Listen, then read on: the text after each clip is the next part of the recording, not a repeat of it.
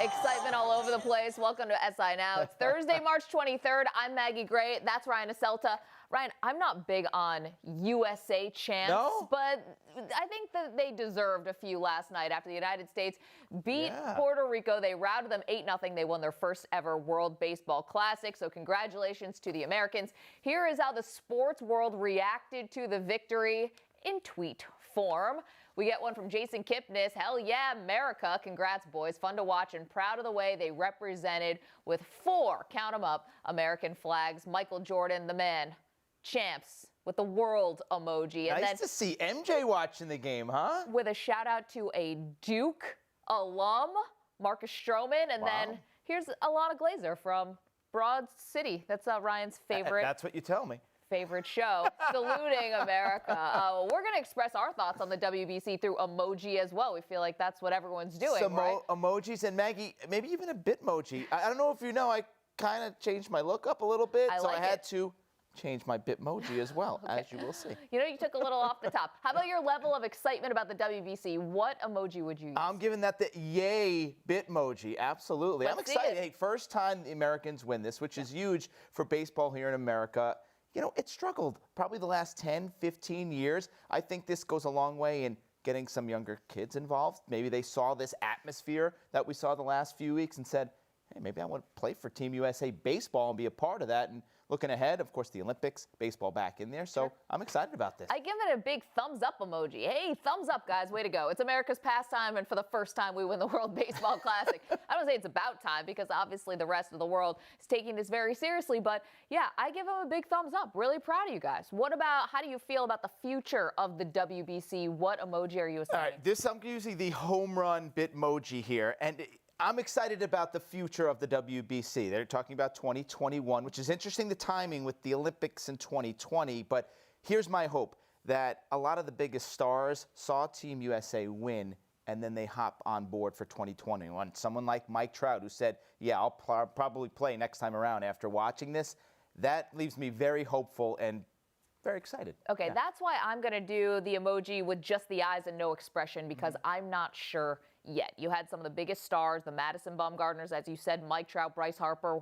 They were nowhere to be found in this World Baseball Classic. They said that they want to be involved because they see the team atmosphere and just how well this group banded together. But I'm not going to be so sure. If you see Marcus Stroman go out and win the Cy Young this year, if you see a resurgence from Andrew McCutchen, if you see some of these guys who participate in the WBC go out and have phenomenal seasons, I think that would go further in getting superstars on board. They'll see, hey, maybe spring training, I shouldn't be just playing an inning and a half and then going back to my condo. Maybe I should be playing meaningful games. Right. I think the timing is something they have to work out. Does this time of year work for the best players in the game? I'm not so sure. Maybe the end of the year works better after the World Series. They can keep tinkering it until they get it right, I guess. But overall, I don't know. Yeah, I'm excited about it. I know you're kind of... I'm tempered. I'm tempered for the future of the WBC. I feel like I've seen this with Olympic hockey in the past, where we have a great showing by the United States, and people say, hey, this is going to translate. Now everyone's going to go back and watch the NHL, you know, and it just doesn't happen. That hasn't happened yet. Another thought on the WBC, Arizona native and Tigers third baseman Ian Kinsler had this to say about the difference between the U.S. team and teams from Latin America and how they show emotion. Of course, Ryan, the crowd was a huge part of the WBC story. He says, I hope kids watching the WBC can watch the way we play the game as in the Americans and appreciate the way we play the game as opposed to the way Puerto Rico plays or the Dominican plays. That's not taking away anything from them. That just wasn't the way we were raised. They were raised differently, and to show emotion and passion when you play. We do show emotion. We do show passion. We just play it in a different way. What emoji would you assign to Ian Kinsler's comment? 2 of them to put one word together, and that's party pooper. So you got your celebration emoji and, of course, the famous poop emoji to go along with this. Because here's the deal. The WBC should be different. They should be celebrating. There should be some dancing, showing your culture a little bit. We're hearing music in the background, chants in the background. These are things that we don't see at regular Major League games. What's the alternative to not having these celebrations? It's spring training. And that drags on quite a bit. Do I want to see a tournament full of spring training, boring type of atmosphere? Absolutely not. Celebrate. Kinsler kind of backtracked a little bit, clarified what he meant about this. But, yeah, I understand we all celebrate differently by the way we were raised, by the country we came from. But calling out the Puerto Rican teams or other teams, this was cool, this whole thing. I mean, look where they played games, Maggie. Korea, Mexico, the United States. You had the Israeli team in there making noise with a win early on. This was a lot of fun. Show your emotion, have fun with it, have it be different. Earlier on, the crowd was the story with the WBC in the early parts, and then when the Americans started doing well, people in this country started paying attention. I'm going to give this the eye roll. It's like Ian Kinsler. I mean, aren't we trying to make baseball fun again? And does it really rain on your parade if other teams want to celebrate and show passion? Would it be all that bad if the Americans injected a little of that excitement into baseball? I mean, I also have a little problem here. I mean, it seems like he's obviously speaking for himself, but he's using a lot of we, like he's speaking for all Americans. I don't think so. I mean, you see Adam Jones, he's fired up. Other guys were fired up. Bryce Harper during the season gets fired up. I don't think that baseball's trying to get away from comments like Ian Kinsler's, and they're trying to embrace a little bit more of what the Latino cultures are bringing to games like this. It makes it so much more especially fun. in Major League Baseball, where that's a diverse group of players coming from many, many different countries. They have to embrace it. I agree with you completely. Now, celebrating, Maggie, has been a very hot topic this week. Besides Kinsler's comments, the NFL announced it is producing a video to help show players the proper way to celebrate a big play. Jeez. The NFL has really tried to squash celebrating. Kinsler is complaining about the Latin celebrations. Do they have it all wrong? Do you think the leagues would benefit from more celebrations? 100%. Listen, we are living now in a social media world, whether you want to believe that or not. You want these sort of viral moments. And yes, it's going to be the home runs, it's going to be the touchdowns, but why not add a little spice on top of it? You know, I was also one of those people that didn't have a problem with Jose Bautista's bat flip at the time. I mean, you have to look at what's going on in terms of the game action. I don't think he was showing anyone up. He was celebrating when he pulled off basically the impossible. I mean, these guys are so used to failure that when they actually come through in the clutch, why not celebrate a little bit? I think that the NFL has really hurt themselves with trying to tamper down on celebrations, basically taking them out. I mean, everyone was making fun of the fact that Antonio Brown was twerking in the end zone. That gets more attention because they fine him than it would be if they just let it go and let him celebrate. Yeah, so much is produced ahead of time in sports. You know, there's nothing like raw emotion, though. When you see that come out, you have to embrace it. And as long as you made a good point,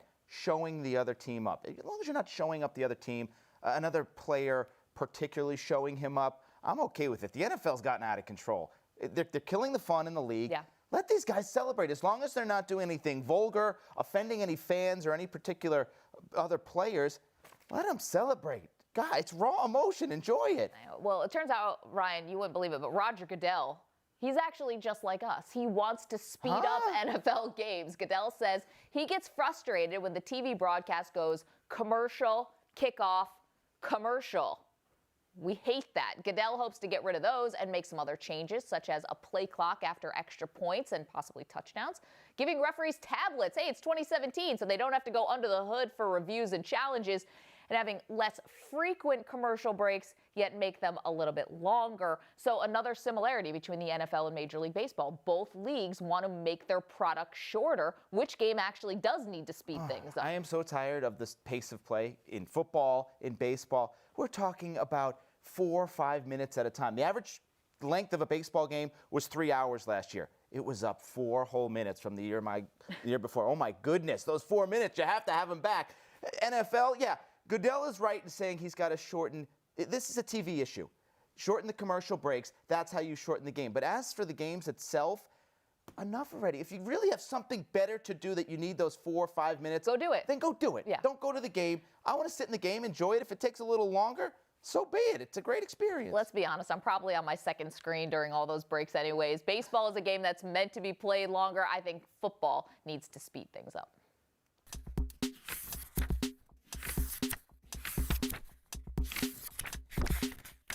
The Sweet 16 starts today, so let's welcome in Stewart Mandel of Fox Sports to break down all the action. All right, Stewart, we're going to play a game. It's called Hot Take, Smart Take. We're going to give you the hot take. You tell us, is it also the smart take, or is it just what it sounds like, a hot take, and that's it? We'll start here. Here's the hot take. UCLA's offense is so good, they don't have to worry about defense. Is that the smart take as well? No, that is definitely a hot take. Now, I will say, Maggie, I covered UCLA's first 2 games in Sacramento. Their defense has gotten a lot better. than it was earlier in the season. I don't think it's necessarily quite the weakness that it was for the first half of the season. I talked to Bryce Alford a lot about this. His whole thing is that we're never going to hold teams in the 60s, but when we need to make stops, we get them. But they are about to take a big step up in competition here, obviously playing some great shooters with Kentucky.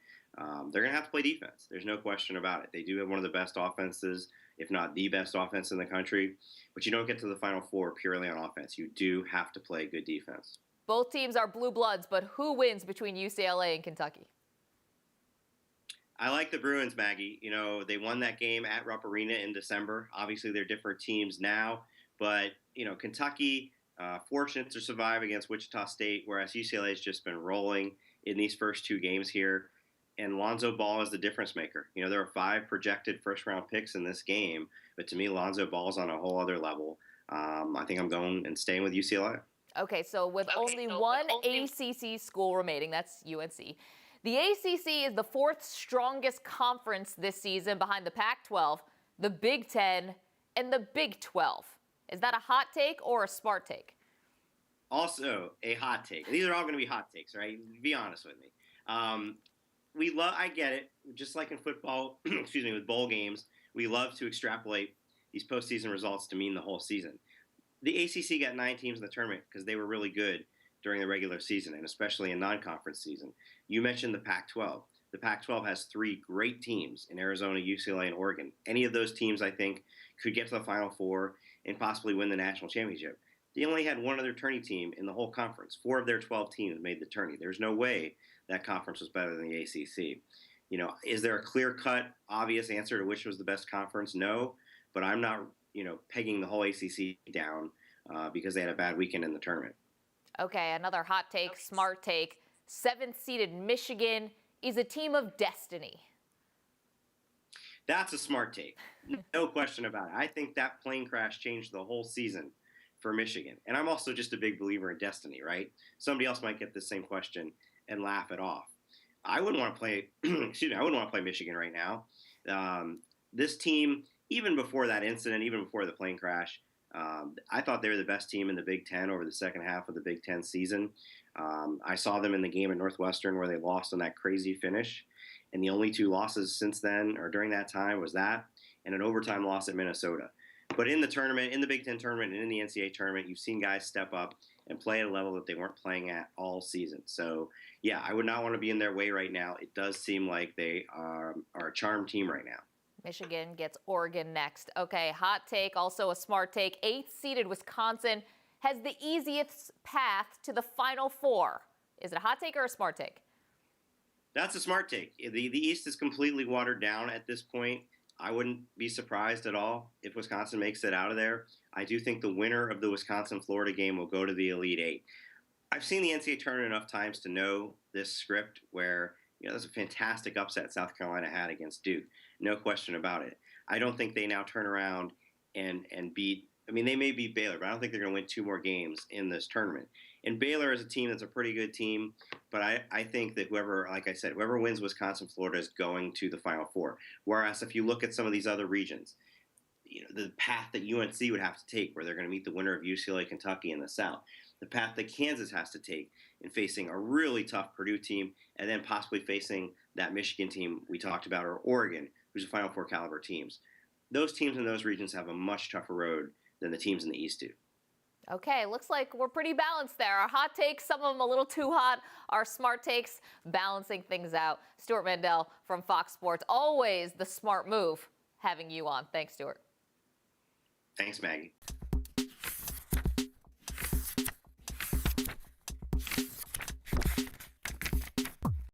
About no group.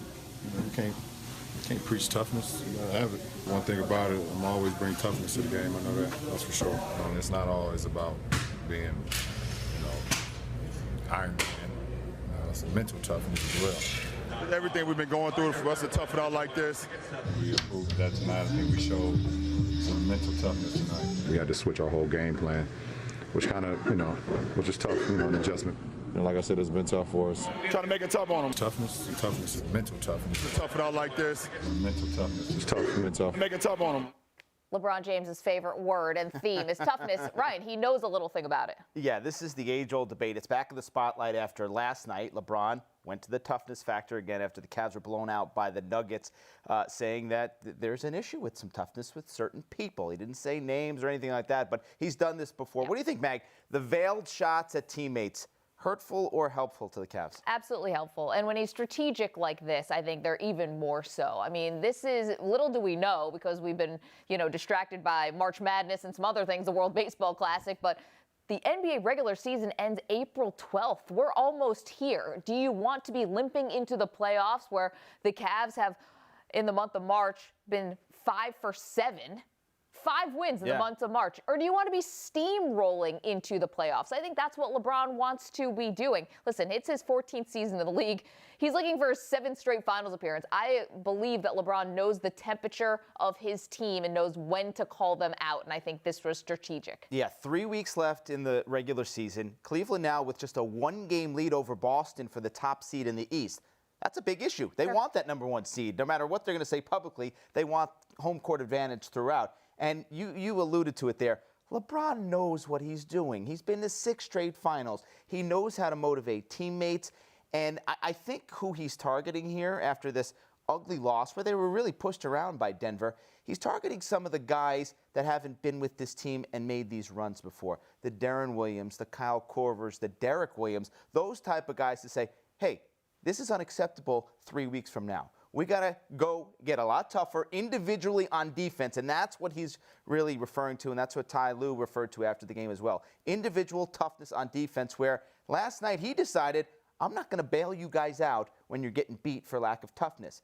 You know what LeBron will in the finals help them out. Of course, and he had a triple-double last night. He was sending a message last night. Yeah, and I think LeBron is the perfect person to send this message to his teammates because he always does give max effort. He is the guy who looks himself in the mirror and says, this is what I need to do better, and brings in mental toughness, realizing that the game is physical to a certain point, but then when you get to the playoffs, a lot of times the mental aspect is what gets you over the hump. I mean, how much of a mental victory was it for the Cavs to come back from being down 3-1 in the finals, something that no team had ever done in history? Now, do I think that perhaps some of the Cavs may have an issue with mental toughness?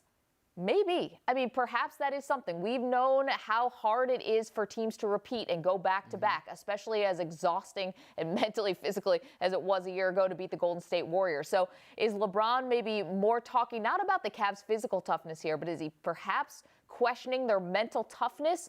I think he might be, and, that's going to send a really strong message when you do it through the media. Yeah, he could be, and you know what? He should. He's got that experience as well, trying to repeat as an NBA champion and letting these guys know how tough that actually is. He speaks from experience. This is a guy who shows his team how to do it and then goes out and does it on the court. He's done that for many years. So when you're talking about LeBron, I don't think you can question his toughness at all, especially you'll see that step up in the playoffs. The ebbs and flows, the ups and downs of the regular season, it comes with any team. But when LeBron's on the court, he leads by example in the postseason, and he's starting to kind of say, 3 weeks to go, time to ramp it up. It's playoff time. Get it together. Yeah, for the LeBron haters, though, this is going to be the whining, and this is him going to the media, and he's not a man. He can take it to the team behind closed doors. Ryan, little do we know, we've been saying Texas Tech quarterback Patrick Mahomes' name wrong this whole time. First we had Mitch versus Mitchell Trubisky. Yeah. Now we got Mahomes. What's wrong with us? Yeah, we got a lesson yesterday from our draft expert, Joe Neeson, who was in-house for a change visiting us. It's Mahomes, I think she told us. Mahomes. One of the few things we learned from Joan yesterday when she stopped by.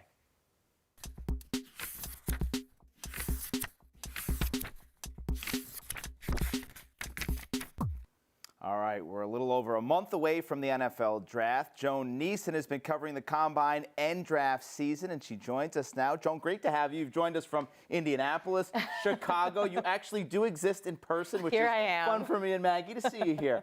Let's have some fun. We're going to play a little comparison game here. We're going to give you a current player. You tell us which draft prospect compares to that player the most. And let's start with Dak Prescott. Obviously had a huge rookie season for the Cowboys. Is there someone that compares to him in this year's draft?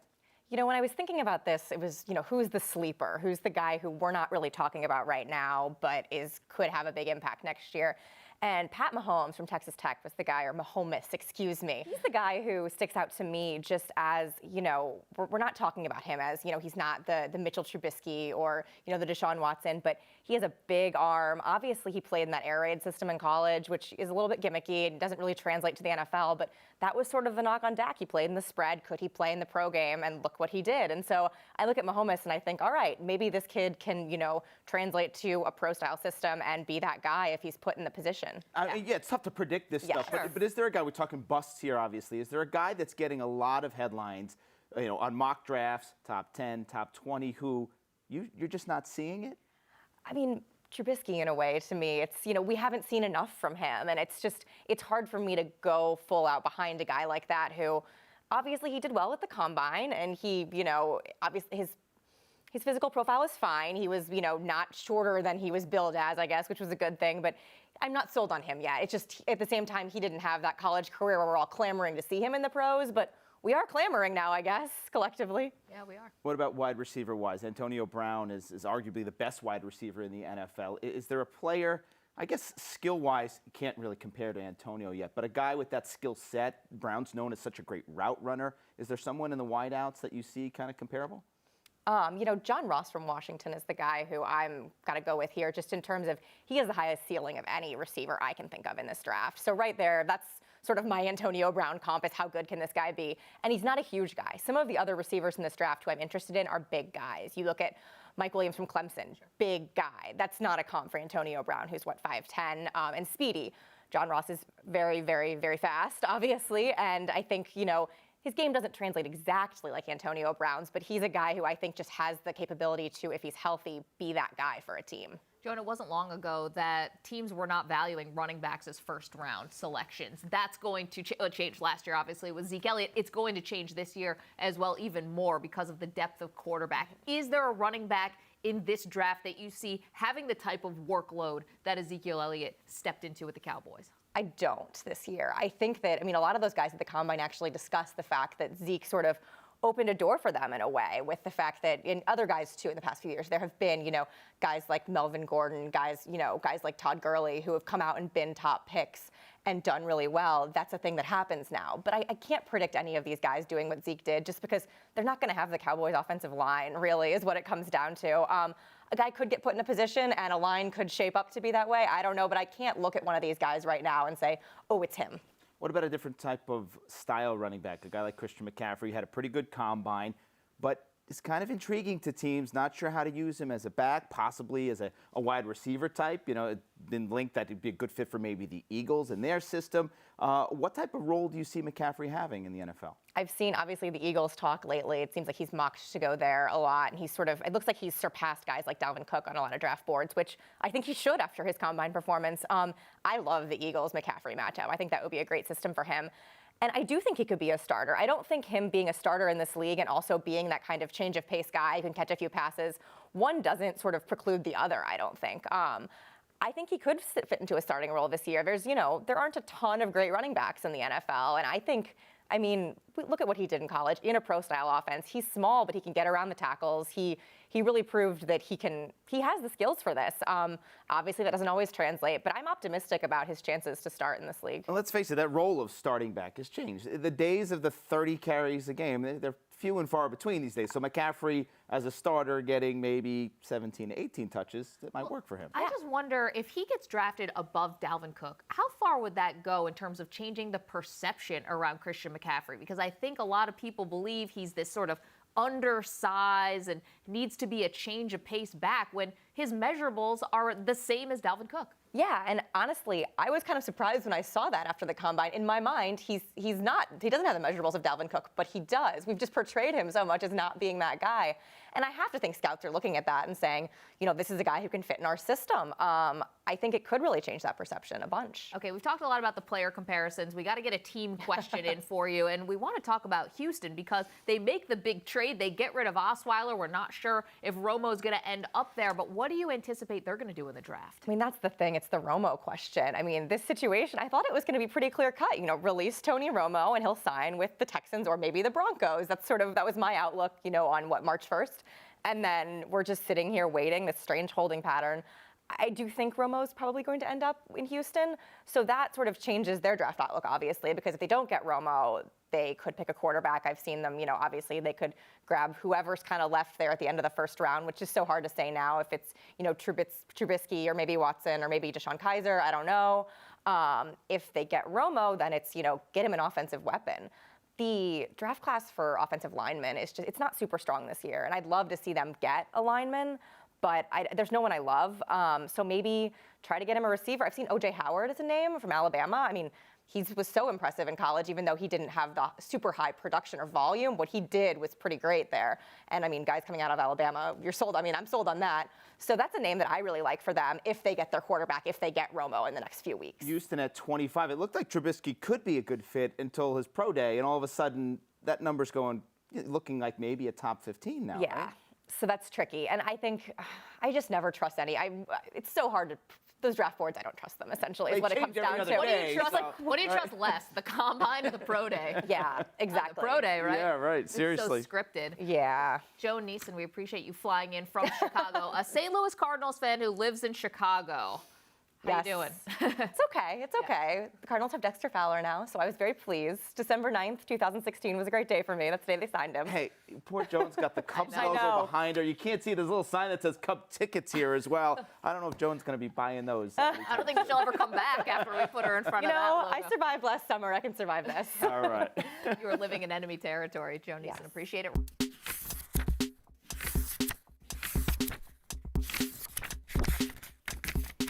Great stuff with Joan on the draft. Well, Maggie, I got a question for you. Could you ever imagine a day when we'd see a Playboy bunny caddying at the Masters? I never thought I'd see the day. Let's talk about it. Yeah. It could actually happen. Here's the deal. Outspoken PGA Tour pro Grayson Murray recently sent out a tweet to Playboy model Lindsay Pellis, asking her if she would caddy for him in the Masters Par 3 tournament if he was to qualify for the event. Well, Lindsay not only responded, but accepted. Now, here's the deal. Grayson needs to win the Shell Houston Open next week to get into the Masters. He isn't in as of now. No pressure. So that's what he's got to do. He's got to win next week to turn this into a reality.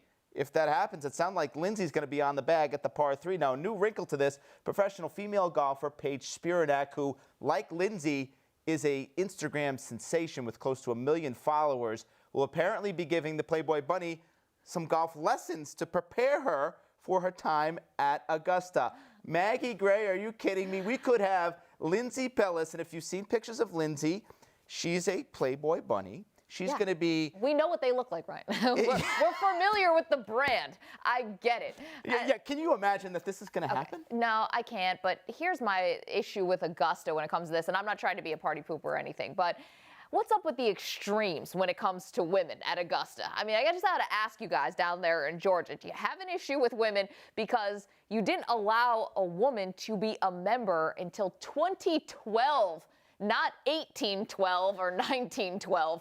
2012 is 5 years ago. They allowed female members in like Condoleezza Rice, and Darla Moore's got a business school named after her. Ginny Rometty, what is she? The CEO of IBM.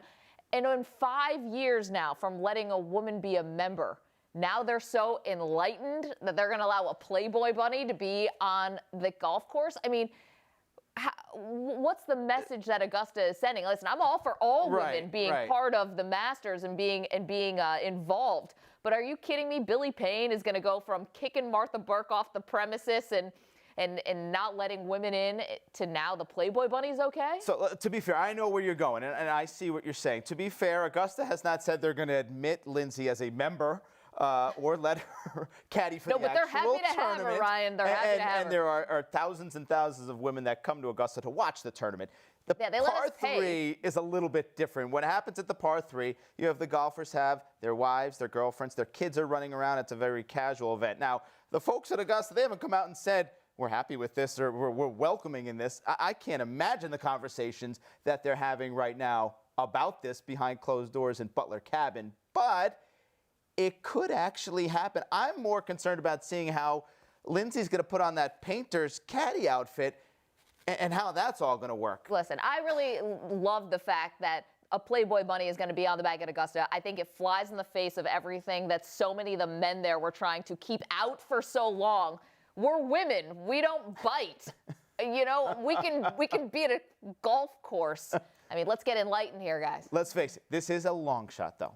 Grayson has to win next week to actually make this happen. I'm rooting for you, buddy. Go. I'll tell you, he's got to be the buddy. favorite in the fans' eyes going into next week's tournament for him to win. Fellow golfers, too. Ryan, really appreciate that. Fun story. And thanks for watching SI Now. We're going to be back tomorrow at 10:30 a.m. Eastern. Be sure to follow us. Absolutely Let me read will. here on Twitter at SI Now Live. And, of course, keep it locked to SI.com for all the latest news. We'll see you tomorrow.